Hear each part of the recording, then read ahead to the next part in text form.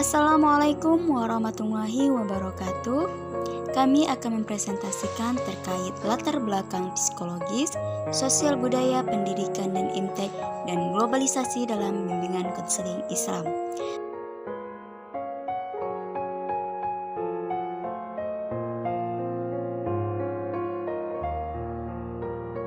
Berikut adalah pemaparan materi dari kelompok kami. Pembahasan pertama adalah latar belakang psikologi. Nah, kata psikologi merupakan ilmu yang mempelajari kondisi kejiwaan atau kesadaran manusia dalam melakukan aktivitas-aktivitasnya, baik aktivitas motorik, kognitif maupun emosionalnya.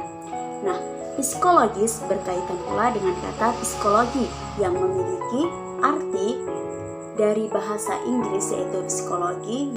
Oleh karena itu, psikologi adalah satu kajian ilmu mengenai sesuatu yang memberikan kesan kepada jiwa seseorang.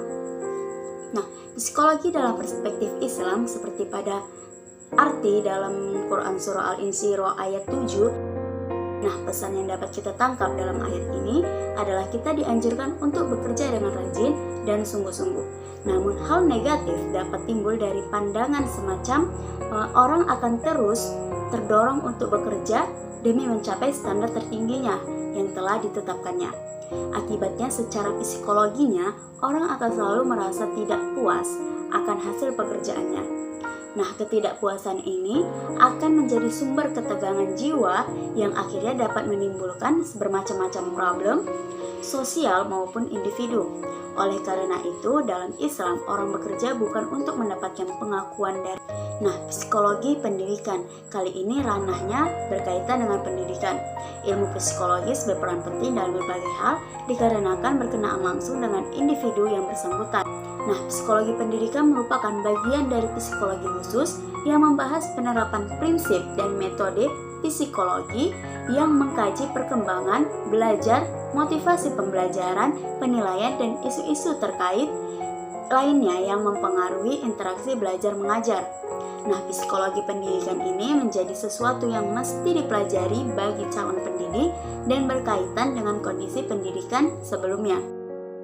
Adapun faktor yang mempengaruhi terkait dengan pendidikan dari individu tersebut, yang pertama faktor internal, yaitu terdiri dari faktor fisiologis yang memiliki arti faktor-faktor yang berhubungan dengan kondisi fisik individu.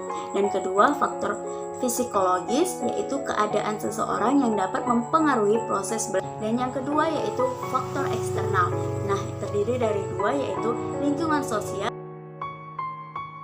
Yang terakhir yaitu lingkungan non-sosial, terdiri dari lingkungan alamiah seperti kondisi udara yang segar, tidak panas. Bagian 2 yaitu B. Latar belakang sosial budaya. Masyarakat secara individual dan sosial tidak dapat dilepaskan dari religi atau sistem kepercayaan. Aspek-aspek kebudayaan ada 4. Yang pertama cara berperilaku, yang kedua kepercayaan, dan yang ketiga sikap, dan yang keempat hasil kegiatan manusia. C.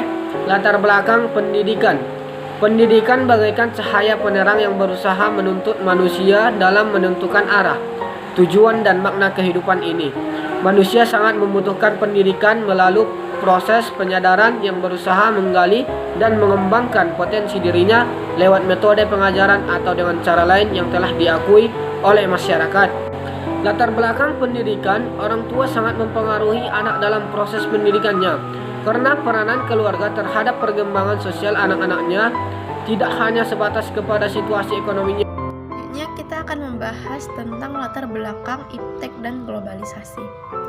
Ada beberapa alasan mengapa pelayanan bimbingan dan konseling diperlukan dalam dunia pendidikan. Nah, alasan-alasan tersebut akan dijelaskan. Yang pertama yaitu perkembangan iptek atau perkembangan ilmu pengetahuan dan teknologi yang demikian cepat menimbulkan perubahan-perubahan dalam berbagai sendi kehidupan seperti sosial, budaya, politik, ekonomi, industri, dan lain sebagainya. Di satu sisi, perkembangan iptek juga berdampak pada berkembangnya sejumlah karir atau jenis lapangan pekerjaan tertentu. Perkembangan iptek akan membawa dampak pada timbulnya masalah hubungan sosial, tenaga ahli, lapangan pekerjaan, pengangguran, dan lain sebagainya. Selain itu, Perkembangan iptek juga membawa dampak positif dan negatifnya. Seiring dengan hal tersebut, lajunya pertumbuhan penduduk juga semakin menambah kompleksnya masalah. Kebutuhan akan layanan bimbingan dan konseling dalam pendidikan berkaitan erat dengan hakikat, makna, dan fungsi pendidikan dalam keseluruhan aspek kehidupan. Berdasarkan Permendikbud nomor 111 tahun 2014 pasal 1 ayat 1 yang berbunyi, bimbingan dan konseling adalah upaya sistematis, objektif, logis, dan berkelanjutan serta terprogram yang dilakukan oleh konselor atau guru.